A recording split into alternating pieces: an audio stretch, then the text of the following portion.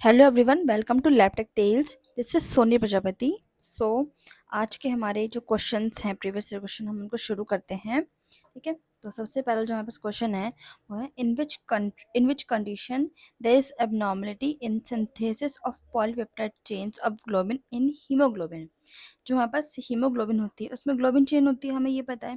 तो ऐसी कौन सी कंडीशन है कि जब जो है उनका जो सिंथेसिस हो रहा है पॉलीपेप्टाइड चेन्स का, किसका, ग्लोबिन चेन, जो ग्लोबिन है हीमोग्लोबिन के अंदर, तो जब उसमें पॉलीपेप्टाइड चेन का जो जब सिंथेसिस होता है उसमें अबनॉर्मलिटी आ जाए, मतलब उसमें अगर पूरी की पूरी ग्लोबिन चेन है, डिफरेंट डिफरेंट अमीनो एसिड से बनी हुई है, तो उसमें कहीं ना कहीं एक जो अमीनो एसिड मान लो वो डिफरेंट आ गया है, जो होना चाहिए नॉर्मली उसकी जगह कोई अबनॉर्मल उसको रिप्लेस कर गया है, मतलब कुछ ना कुछ उसमें चेन में एबनॉर्मलिटी आ गई है, तो वो किस कंडीशन में होता है। तो हमें यहाँ पे चार ऑप्शन दिए गए हैं। ठीक है। ग्लोबिनोपैथीज, ल्यूकेमिया, एनीमिया एंड हीमोग्लोबिन्यूरिया। तो पहले हम इसका देखते हैं कि इनका मीनिंग क्या है, इन चारों ही शब्द का, वर्ड्स का। तो हीमोग्लोबिनोपैथीज का मतलब क्या होता है, ये एक तरह की group of inherited blood disorder है। ठीक है, कि वो इनहेरिटेड होता है नहीं, एक जनरेशन से दूसरी जनरेशन में एक तरह का ब्लड डिसऑर्डर है। इसमें मेन होता क्या, इम्पैक्ट क्या होता है कि कोई भी ये तो जो एच बी का यानी हीमोग्लोबिन का प्रोडक्शन में कुछ इम्पैक्ट पड़ेगा या फिर उसके स्ट्रक्चर पे इम्पैक्ट पड़ेगा। ठीक है। हीमोग्लोबिनोपैथीज का मतलब ये होता है। ल्यूकेमिया का मतलब क्या होता है, एक तरह का जो कैंसर होता है, जो ब्लड का कैंसर होता है, यानी कि जो ब्लड फॉर्मिंग टिश्यूज होते हैं उनका कैंसर हो जाना। ठीक है। या फिर जो जेनेटिक मटेरियल है उसमें म्यूटेशन आ जाना, तो ल्यूकेमिया का मतलब ये होता है। नेक्स्ट हमारे पास एनीमिया। एनीमिया का मतलब हमें पता ही है, आरबीसी का जो है कम होना, लैक होना, या फिर हेल्दी आरबीसी का की कमी होना, यही क्या कहलाता है, एनीमिया कहलाता है, फिर एनीमिक पर्सन हम इसको बोलते हैं। Last is our hemoglobinuria. इसमें क्या होता है, जो एच बी है present abnormally high level in urine. ठीक है। तो यानी कि जो हीमोग्लोबिन है वो यूरिन के अंदर एबनॉर्मली हाई कंडीशन या फिर हाई लेवल में रहती है।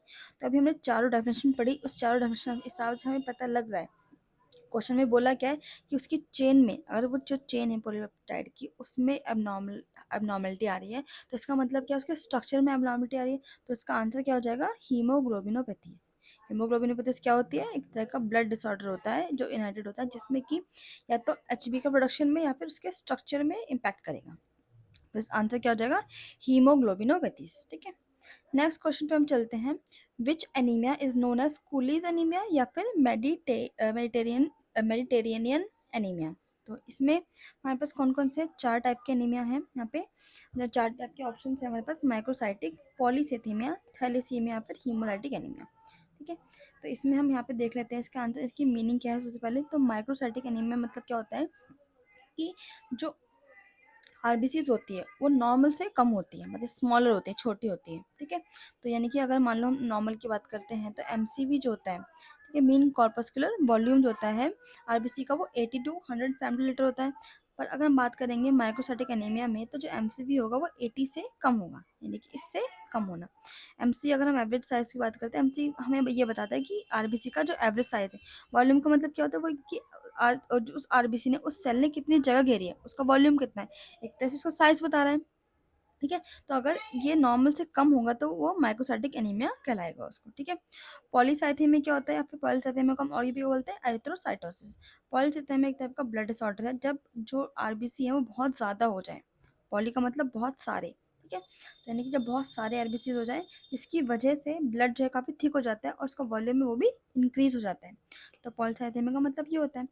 थैलेसीमिया का मतलब क्या होता है कि जो कम जो है, मतलब जो हीमोग्लोबिन है वो कम ऑक्सीजन कैरिंग, मतलब वो ऑक्सीजन कैरी बहुत कम करते हैं, उनका जो कैरिंग कैपेसिटी है वो थोड़ी सी कम हो जाती है। क्यों, किसकी वजह से, म्यूटेशन की वजह से। ये भी डिफरेंट डिफरेंट टाइप्स का होता है, alpha thalassaemia, beta thalassaemia, different different types के होते हैं, उसमें भी मेजर माइनर। ठीक है।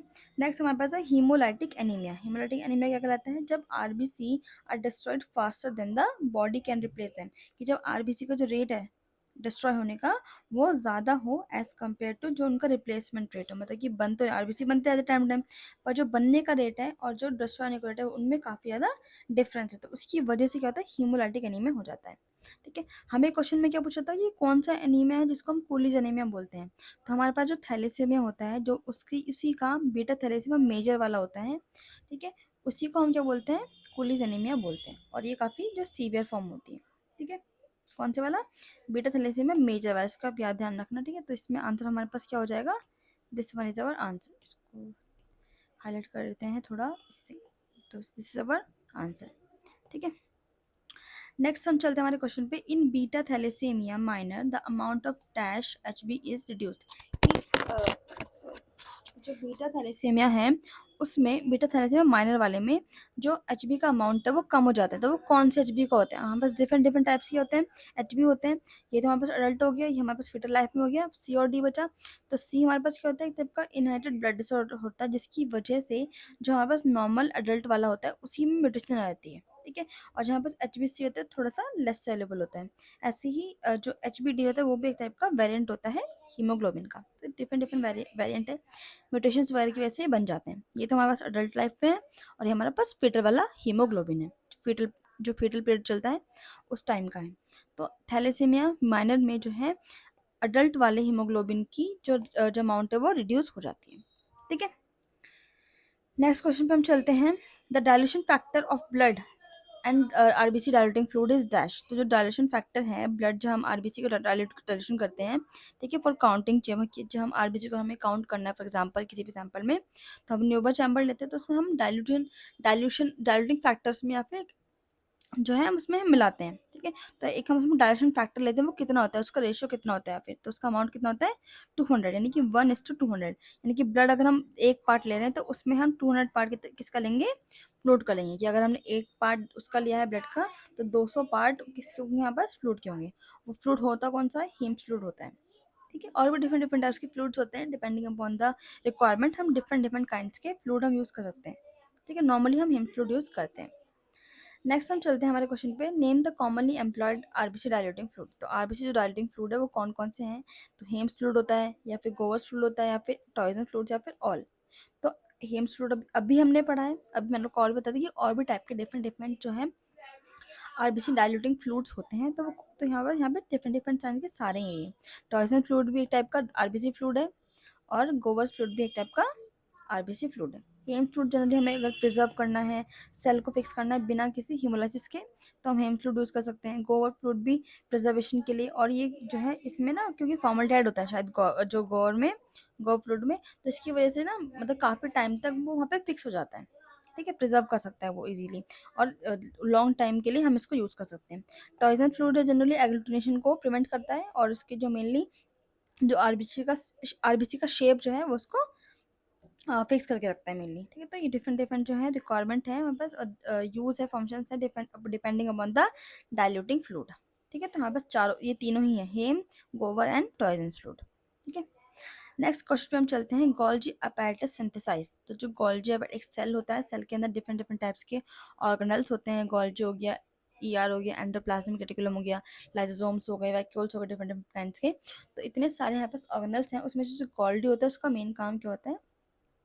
तो जो गोल्जी का मेन काम, इसमें हम ऑप्शन से भी दे सकते हैं, क्योंकि कि हम एक तरह से हम इसको आसानी से पता लगा सकते हैं। क्यों? क्योंकि मैंने को पहले क्लास में आपको बताया था कि जो प्रोटीन होता है और जो फैट होता है वो ये कौन बनाता है? ये जो हमारे पास एंडोप्लाज्मिक रेटिकुलम है उसका काम होता है फैट को और प्रोटीन को सिंथेसाइज करना। ठीक है, जिसमें से जो प्रोटीन है वो रफ वाला बनाएगा, रफ एंडोप्लाज्मिक रेटिकुलम, और जो फैट है वो कौन बनाएगा? Smooth endoplasmic reticulum. फैट हमारे पास क्या लिपिड ही तो है, तो लिपिड कौन बना रहा है? SER बना रहा है। ठीक है, तो बचा इनमें से कौन सा? कार्बोहाइड्रेट। ठीक है, तो जो कार्बोहाइड्रेट्स हैं, जो ग्लाइकोप्रोटीन्स हो गए या फिर ग्लाइकोलिपिड्स हो गए, वो कौन बनाता है? गोल्जी अपैरेटस बनाता है। ठीक है, और इसका मेन काम और भी क्या होता है? इनका जो प्रोटीन्स वगैरह है इनको मॉडिफाई करना, मॉडिफिकेशन में हेल्प करता है कौन? Golgi apparatus. ठीक है, नेक्स्ट हम चलते हैं। The short cylindrical bodies present in cell which is visible during cell division. कि जब सेल डिवीजन होता है, मान लो एक सेल डिवीजन हो रहा है, एक सेल है, इसको दो उसमें टूटना है, कि एक सेल से ही डॉटर सेल्स टूटेंगे, तो उनके जितने भी हमारे पास अंदर की चीज़ें हैं, है ना, वो भी तो डिवाइड होंगी। अगर एक चीज़ है उसके, मान लो उसका न्यूक्लियस है, तो यहाँ पास न्यूक्लियस हो गया, तो ये भी क्या है, दो उसमें टूटेगा। और न्यूक्लियस के अंदर की चीज़ें, इसमें क्या है, क्रोमोसोम्स, डीएनए है, पूरा जेनेटिक मटेरियल है, वो भी दो में डिवाइड होगा। उसके साथ ऑर्गेनल्स है, वो भी दो पार्ट्स में डिवाइड होंगे, तब वो दोनों डॉटर सेल्स को आधे आधे मिलेंगे मतलब। ठीक है, तो यानी कि जब भी सेल डिवीजन हो रहा होता है, तो उसमें ना हमें कुछ शॉर्ट सिलेंड्रिकल बॉडीज दिखाई देती हैं ड्यूरिंग सेल डिवीजन। तो वो क्या कहलाती हैं? तो वो क्या होती है, यहाँ पे सेंट्रियोल होती हैं। इसमें तो हमें इजीली ऑप्शन से पता चल रहा है। लाइजोम्स तो होते नहीं है, लाइजोम्स का कोई सेल डिवीजन में काम नहीं है। ये तो इनका मेन काम क्या है, एंजाइम्स, हाइड्रोलिटिक एंजाइम्स इसके पास होते हैं, और ये जनरली डिकम्पोजिशन में, फैगोसाइटोसिस में इसका मेन काम होता है। तो यानी कि बोथ ये वाला ऑप्शन कट हो गया, ऑप्शन कट हो गया, ये भी ऑप्शन कट हो गया, मतलब ये तो नहीं हुआ। हम ये देख सकते हैं कि ये क्या होता है। सो सेंट्रोल हमारे पास एक तरह का सेंट्रोजोम का ही पार्ट है, जो कि क्रोमोसोम जब सेपरेट होते हैं तो स्पिंडल फाइबर जो है बनाता है। जैसे कि यहाँ पर सेल है, तो इसमें जब क्रोमोसोम्स हमारे पास होते हैं, तो जब इनको ये डिवाइड होंगे तो ये स्पिंडल फाइबर यहाँ पे ये चले जाते हैं, सेंट्रोल्स में सेंट्रोसोम यहाँ चले गए, तो यहाँ पे फाइबर्स बना रहे हैं और एक अपनी तरफ खींचना शुरू करते हैं किसको, इस क्रोमोसोम को। तो हुआ क्या, ये आधा क्रोमोसोम, ठीक है, आधा क्रोमोसोम अलग हो गया और ये आधा क्रोमोसोम अलग हो गया इसके अंदर। यहाँ से सेंट्रोल इसको खींच रहे हैं यहाँ से, ठीक है। तो इसका सेंट्रोल का मेन काम क्या होता है ड्यूरिंग सेल डिवीजन, ठीक है। नेक्स्ट हमारे पास क्या था, सिलिया इज फॉर्म्ड बाय, तो जो सिलिया है वो कौन बनाता है, लाइसोसोम्स बनाते हैं, मेसोसोम बनाते हैं, या फिर सेंट्रोसोम बनाते हैं, फिर कोई भी नहीं बनाता, ठीक है। तो जो सेंट्रोसोम्स होते हैं वही सिलिया जो है बनाते हैं। अब जो बाकी दो क्या है, लाइसोसोम्स मैंने आपको बता दिए हैं, इनके पास क्या होता है, हाइड्रोलाइटिक एंजाइम्स होते हैं, जो कि फैगोसाइटोसिस में इनका मेन काम होता है। अब जो मेसोसोम्स वो क्या होते हैं, तो जो प्लाज्मा मेम्ब्रेन है उनकी जो इनफोल्डिंग्स होती है, फॉर एग्जांपल ये हमारे प्लाज्मा मेम्ब्रेन है, तो यही जो इनफोल्डिंग्स होती हैं इसकी, इसी को हम क्या बोलते हैं, मेसोसोम्स हम बोलते हैं। इसका मेन काम क्या होता है, सरफेस एरिया बढ़ाना, ठीक है, कि अंदर का जो सरफेस है वो इंक्रीज हो जाए, और जनरली हमें प्रोकैरियोटिक सेल्स में मिलते हैं, या फिर ग्राम पॉजिटिव बैक्टीरिया में भी हमें देखने को ही मिलते हैं, ठीक है। अब सेंट्रोसोम्स क्या होते हैं, जिनका माइक्रोट्यूब्यूल ऑर्गेनाइजिंग सेंटर्स होते हैं इन एनिमल सेल हमें दिखाई देते हैं ये, ठीक है। इनका मेन काम क्या है, सेल पोलैरिटी को इंक्रीज करना, सेल पोलैरिटी के प्रोसेस में काम करना, और सिलिया का फॉर्मेशन करना, ठीक है। वो जो सेल डिवीजन होता है उसमें ही काम होता है इसका, ठीक है। तो इसका आंसर क्या हो गया, सिलिया को कौन फॉर्म करता है, सेंट्रोसोम्स फॉर्म करते हैं। और सेंट्रियोल जो है, सेंट्रियोल जो है सेंट्रोसोम का पार्ट है, जो कि सेल डिवीजन में काम करता है, ठीक है। नेक्स्ट हम चलते हैं, small thread like bodies which arrange themselves upon the centriole during cell division. तो जो थ्रेड लाइक जो बॉडीज होती हैं, जो अपने आप को अरेंज करती हैं सेंट्रियोल के ऊपर जब सेल डिवीजन हो रहा होता है, तो मिजोम्स नहीं होते। अभी हमने पहले पढ़ा, ये क्या है, तो प्लाज्मा मेम्ब्रेन की इनफोल्डिंग्स है।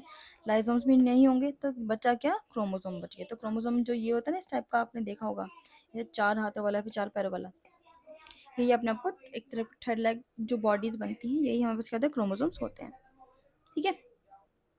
नेक्स्ट हमारे पास क्या है, spores are destroyed by autoclaving at 121 degree Celsius for dash minutes. तो हम स्पोर्स को अगर हम डिस्ट्रॉय करना है पूरी तरीके से ऑटोक्लेविंग से, तो हमने टेम्परेचर देख लिया कि 121 डिग्री सेल्सियस पे इसको हम डिस्ट्रॉय कर सकते हैं, पर हमें कितना टाइम तक रखना पड़ेगा, तो इसको हमें कम से कम 15 मिनट तक रखना पड़ेगा फॉर डिस्ट्रक्शन, ठीक है। इसको स्पोर्स के लिए टेस्टिंग एफिशिएंसी के लिए हम जो स्ट्रिप्स यूज़ करते हैं, जियोबैसिलस स्टीरियोथर्मोफिलस, ठीक है। तो हम ये जो स्टेप्स यूज़ कर सकते हैं फॉर टेस्टिंग एफिशिएंसी, ठीक है। टाइम इसमें कितना हो गया, 15 मिनट।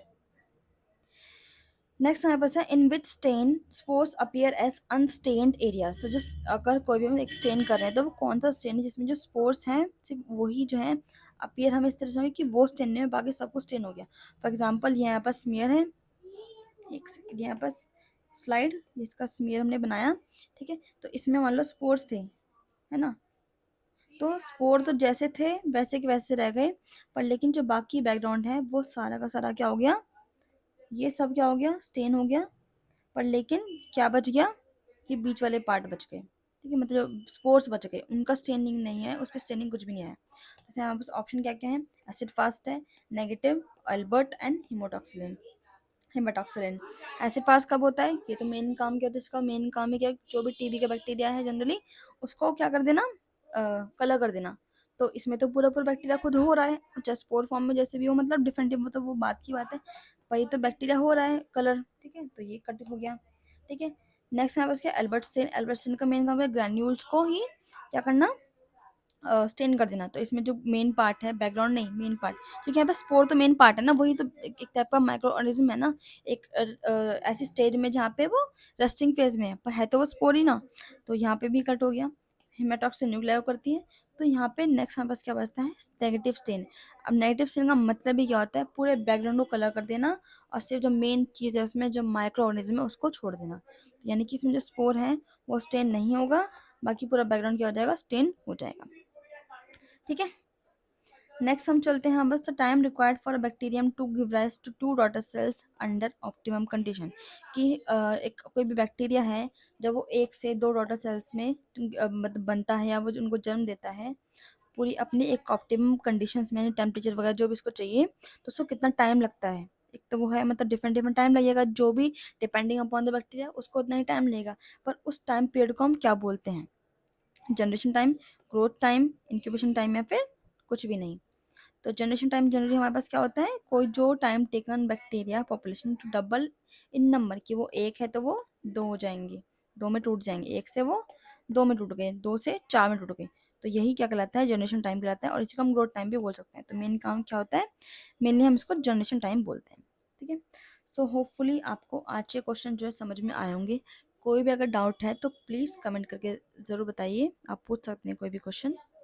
हम रोज़ है थोड़े थोड़े क्वेश्चंस करेंगे तो जो है ना हमें हमारे लिए प्रिपेयर होते रहेंगे फॉर डीएसएसबी एग्ज़ाम या फिर फॉर एनी अदर एग्ज़ाम्स। ठीक है, तो थैंक यू।